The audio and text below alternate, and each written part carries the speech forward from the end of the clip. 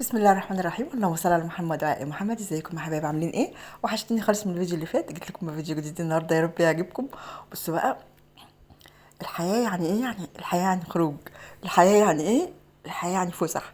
الحياه يعني ايه؟ يعني ايه تقعديش في البيت يجيلك اكتئاب. طول ما انت قاعده في البيت تاكدي ان انت هيجيلك اكتئاب. فخروجي كده اخر النهار في التروه كده. انا عارفه طبعا ان اليومين دول حر جدا، بس الحمد لله الجو اتعدل، يعني اتعدل شويه عن اليومين اللي فاتوا. كان تقدروش حتى تفتحوا الشباك. فاليومين دول يعني نوعا ما المغرب بتقدم كده وتبصوا تلاقوا الدنيا طرت. فالصراحه جارتي حبيبتي بقى، اللي هي كانت في البرج بتاعي القديم، يعني كانت ساكنه فوق الاول، وبعد كده سكنت تحتي. فهي بتحبني جدا وانا بحبها جدا، ربنا يخليها ليا.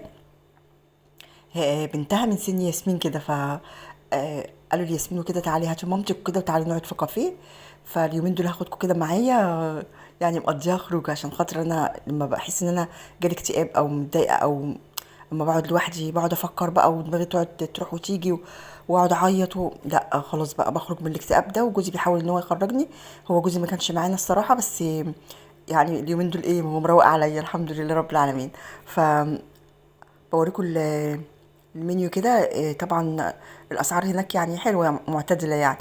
كل واحد طلب مننا حاجه، بس هوريكم دلوقتي الكارثه اللي هتحصل. اللهم صل على النبي. كل واحد طلب مننا حاجه شكل يعني. انا طلبت حاجات كتير جدا، وبعدين رجعت في كلامي. كنت عايزه قهوه اللي هي الفرنساوي، وبعد كده كنت عايزه كابتشينو، وبعد كده قلت اخد بيبسي دايت، افتكرت ان البيبسي مقاطعه. وبعدين مش عارفه بقى، رحت في الاخر خالص ايه صفصفت على ايه، على ايس كريم بالفانيليا. بس في الاخر ندمت ان انا جبته. ليه بقى؟ عشان خاطر انا اليومين دول بحس ان انا ما باكل الاكل يعني ما بيتصرفش. بحس ان هو بيبان عليا، بحس ان جسمي بيبان عليه الحاجه اللي انا باكلها على طول. مش عارفه، بنتي تقول لي اصل يا ماما كل ما احنا بنكبر وكده الحرق بيبقى ضعيف عندنا.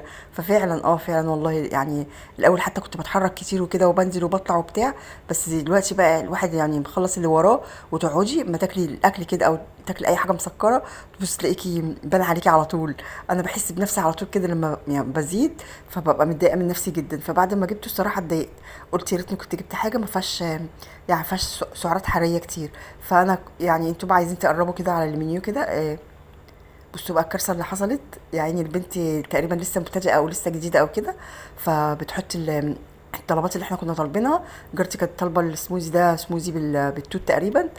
انا دقت كده بس ما عجبنيش، بس ما رضيتش اقول لها. هي بتحبه جدا، بتحب الحاجه اللي فيها مزازه دي. فهي شربته كده، وانا كنت طالبه الايس كريم، وبنتي كانت طالبه قهوه فرنساوي، وبنتها بقى كانت طالبه اللي هو الايس كوفي. بس الايس كوفي كانت كوبايه الله اكبر، كانت كبيره بس كلها وقعت. دلقت البنت لسه مبتدئه وكده، وبعدين راحت موقعاها علينا. عارفين بهدلتنا يعني. وهي في الاخر قعدت تعيط البنت وصراحه جارتي يعني عطوفه جدا، وقعدت تبوس فيها وقعدت تقول لها ما حصلش حاجه. هي دخلت الحمام. هي جارتي يعني اللي خدت الوقعه كلها بتاعت الايس كوفي، وقع عليها كله. الكوبايه وقعت يعني وهي شايلاها بتميل كده. فحصل خير الحمد لله. بقول لها ده القهوه خير، هي مش قهوه ولا حاجه، هي قهوه بس عامله نفسها قهوه يعني. بس هي اتدلقت علينا يعني، والحمد لله لسه كنا قاعدين يا دوبك. فالحمد لله رب العالمين. كل بقى هنا كل ما اقول لي ياسمين تعالي صوريني تهرب مني. لا صوري نفسك، انت تعودي ان انت تصوري نفسك. فطبعا في بتبقى صور كده بتبقى عايزه ان انت حد هو اللي يصورك من بعيد. فمش مشكله بقى، انا صرفت نفسي وكده. وحتى الصور اللي بتصوراني ما بترضاش تدهني ابدا، ما اعرفش ليه. فصورت لكم الكافيه كده اللي احنا كنا قاعدين فيه. هو كافيه متوسط يعني على الكورنيش كده، في قاعده جوه بالتكييف واللهم صل على النبي تقعدي على الانتريه كده وتريحي بقى، وفي نت جوه وكل حاجه. وفي بردك بره على الكراسي بره والترابيزات على الكورنيش بقى كده. يعني قاعده جميله الصراحه واتبسطت. وقعدنا ساعتين زمن كده ولا 3 ساعات بس. يعني الحمد لله بحس ان انا بتنفس صعداء كده لما بخرج الصراحه.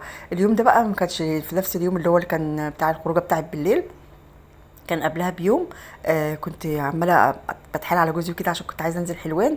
كنت عايزه اشتري طاقيه للمصيف. فهو عمال يضحك عليا ويتريق عليا يقول لي ما انت عندك واحده. فقلت له لا انا عايزه واحده جديده وكده بشوفه في حلوان. كنت عايزه يعني اروح اشتري السمره اللي هي لونها اسمر. بس للاسف كل الاسمر متاخد من السوق، معرفش ليه. مفيش الا الالوان، وانا عندي اصلا واحده لونها اوف وايت فكنت بالبسها يعني وكده اما بروح اصيف. فكنت عايزه اغير، كنت عايزه اجيب الاسمر، بس بصراحه ما لقيتش الاسمر خالص. لقيت واحده احاول احط لكم الصوره، آم، اللي هي اللي انا كنت لابساها بردك، مش اسمر بقى، هي يعني الدوريات بتاعتها كده، آم، ابيض في اسود، يعني دوريه بيضه ودوريه سودة، والحته اللي هي القبعه اللي من فوق دي سودة كلها. فبرضك يعني لو عرفت احط لكم الصوره، لان انا صورت برضك بيها، بس ما كنتش عارفه اصور بيها فيديو يعني في حلوان وكده. دول الثلاث الوان اللي انا اشتريت منهم واحده، اللي هي الاوف وايت، واللي هو الكشميري اللي هو الغامق، واللي هو الكشميري الفاتح، بس انا جبت اللي هي الغامقه. فعجبتني الصراحه. اللهم صل على النبي. كنت هقول لكم ايه تاني، طبعا ما رضيتش اجيب اللي هي الاوف وايت دي عشان عندنا منها، فقلت اغير يعني وكده. فطبعا كنت في المشوار ده بقى، كنت نازله برضك كالعاده من غير غدا، وياسمين ما كانتش معايا، ما كانتش في البيت يعني. قلت لجوزي كده جعانه، كنت الساعه داخله في 10 بالليل كده، فراح قايل لي تاكلي ايه؟ قلت له انا بحب السمك اللي هو الفيليه ده، بيجيبه بيبقى طعمه حلو جدا، تحفه تحفه جدا. فجاب رغيفين وجاب رغيف جمبري لنفسه، وكانوا قبل ما اصوره. يا ابن الحلال استنى طيب، ما تاخدهوش مني قبل ما اصوره. راح قايل لي لا والله ما انت مصوراه. فراح واكل هو الجمبري وكان جايب واحد كبده وكده، وقعدت كلت في العربيه كده زي المفجوع، انا وهو. فكنت جعانه جدا الصراحه. بس اللهم صل على النبي بقى. وهنا كده لما روحت، بنتي قالت لي يا ماما ما قلتليش ليه انا كنت رحت معاكي، عشان في اشكال طالعه كده بتبقى فيها من ورا كده زي شرايط كده وحاجات. قلت لها خلاص بقى انا رحت وكده، وقلت اكسب وقت وبتاع، وما صدقت ما باباكي يوافق، فخطفت رجلي كده ورحت بسرعه.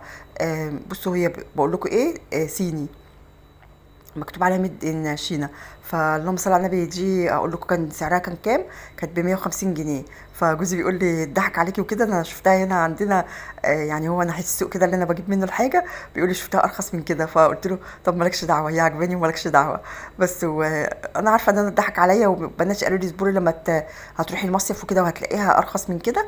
بس انا ما لا انا ما بحبش اصبر، لا انا خلاص هي طلعت في دماغي اشتري حاجه، يعني بحب اشتريها على طول. والصندل ده عجبني جدا. هوريكم الصندل اللي بنتي كانت جايباه، بس في الفيديو التاني لما هي تحن عليا وترضى تخليني اصوره، لان هي بتجيب مشتريات كتير جدا، بس ما بترضاش بنتي لازم تخليني اصوره كده. فهوريهولكوا، يشبه لي ده كتير في استراستي كده بردك، بس من غير اللي هو الصباع ده. فهي لما لبست ده وكده قالت لي ده مريح اكتر يا ماما. قلت لها طبعا عشان الصباع بيمسك الرجل، ده بقى اللي كان عندي قديم، كان عندي يعني كده من كذا سنه، بس مش عارفه مش بحب البسه ليه، مع انه مريح جدا في اللبس. بس قلت بقى خلاص مش مشكله، هاخده بردك المصيف معايا، واخد الجديد ده بردك معايا وكده، ونبقى نبدل ايه، ابقى ابدل فيهم. يعني الصندل بكام؟ الصندل كان ب 200 جنيه، والطاقيه كانت ب 150. بس اللهم صل على النبي بقى. واحنا راجعين بردك اشترينا شويه طلبات كده، اشترينا عنب واشترينا فينو واشترينا طماطم، جوزي اشترى طماطم ورز وسكر ودقيق. بس الحاجات دي سابها في العربيه عشان خاطر، يعني هو قال لي عشان بنحضر لحاجه المصيف وكده، فقال لي بدل ما نطلع وننزل بيهم، لا خليهم في العربيه وخلاص، وبعدين نبقى لما نيجي نسافر يبقى هم في العربيه عادي. بس اللهم صل على النبي. ودي اكياس، كان عندي ازمه الكيس اليومين اللي فاتوا، كانش عندي ولا كيس. فكان عندي صلصه كنت مصلصاها من قبلها بيوم، هوريها لكم دلوقتي. وانا برضك بعمل حبه حاجات في المطبخ كده، قلت لياسمين تخلطها لي في الخلاط عشان اشيلها في الفريزر. بس دي الحاجات بقى اللي احنا جبناها. عارفين جيت بقى بعرقي كده وبمرقي كده، وقفت طبعا الطماطم كانت عشان بقى لها كتير في العربيه، فكانت بقى بدات ان هي تطرى يعني وكده. هي كانت حلوه، كانت يعني نوعها حلو وكل حاجه، بس الطماطم اليومين دول مش عايزه طبعا ان انت تقعديها كتير في، يعني وخصوصا العربيه مكتوم عليها والشنطه العربيه مقفول عليها وكده، فالجو حر. فرحت طالعه بقى بسرعه، حطيت اللبن على النار، ورحت مقطعه الطماطم بسرعه في حلتين كده. دي الطماطم اللي كانت من قبلها بيوم، يعني كان عندي حله بردك، بس ما كانش عندي اكياس، فاستنيت لما جوزي اشترى لي اكياس وكده. فخليت ياسمين راحت معبياهم في قلب الاكياس وكده، والطماطم التانية بردك هعملها معاكم. بس جاب بقى فطير مشلتت كده، وجاب حبه مانجا. بنتي قعدت عملتهم كده كحتتهم بالسكينه، عشان احنا مش بنحب ناكل المانجا كده يعني، هو جوزي اللي بيحب ياكلها كده، لكن انا وياسمين بنحبها عصير. ودي بقى كانت فراخ بانيه بردك. قال لي اعمليها اغسليها كده وشيليها في الفريزر عشان يوم السفر يعني وكده، نبقى نعمل منها سندوتشات، ونحطها في الفينو او في الكايزر او كده اللي احنا هنجيبه. ودي فراخ بردك كنا جايبينها عشان نعملها هناك يعني. غسلتها كده بالليمون، وغسلتها بالدقيق وبالملح وكده، وغسلتها كويس وشلت منها طبعا الزحاليق اللي بتبقى في قلب تحت الجلد كده. بس طبعا عشان ببقى قاعده براحتي وببقى لابسه براحتي وكده، فمش بحب ان انا اصور قدام الكاميرا، يعني بجيب لكم اليوم المجمل بتاع اليوم بتاعي يعني واحنا بنحب الفطير المشلتت، وعماله اكل في الفطير المشلتت واشرب في عصاير وما اعرفش ايه لغايه ما ايه، ما حاسه ان انا بقيت عامله زي الشيتا. بس ودي المانجا بقى ياسمين قعدت كده مع نفسها كده وراحت ماسكاها وراحت عاملاها بكحتاها كده، ودي اللي بتاع الطماطم اللي انا صلصتها. حبيت ان انا اخلي الفيديوهات تبقى قصيره كده عشان متشكره جدا على الناس اللي دخلوا جديد، ده ربنا يخليهم ليا، ما تحرمش منهم يا رب، والناس اللي هي بتشجعني وبتكتب لي تعليق. طبعا فرق شاسع طبعا لما حد بيكتب تعليق على الفيديو وبيعمل لايك، وفرق شاسع لما ما حدش بيكتب حاجه خالص. بصوا بقى اللي بتاع اللهم صل على النبي الملوخية دي اورجانيك، عارفين يعني ايه اورجانيك؟ يعني مقطوفة كده من الارض على طول. جوزي كان جايبها لي كده، ويا دوبك فيها بس الحتة اللي هي الخضرة اللي من جنب الورق دي، بس شلتها كده وبرضك وغسلتها كويس ونقعتها في خل وفي ملح، وقعدت غيرت عليها المية كتير. وده بقى الفراخ عملت لكل واحد حته كده، وجوزي بيحب حتتين، فرحت عامله له حتتين وكده، وانا وياسمين حته وحته. بس اللهم صل على النبي، دي الملوخيه اللي انا بقول لكم عليها بقى، كنت قبل ما اغسلها بوريها لكم. بصوا هو كان قاطفها لي، بس يعني ايه يا دوبك في حته فيها زغنططه كده من العنقود من اخرها، بس انا نضفتها تاني يعني عدت عليها تاني.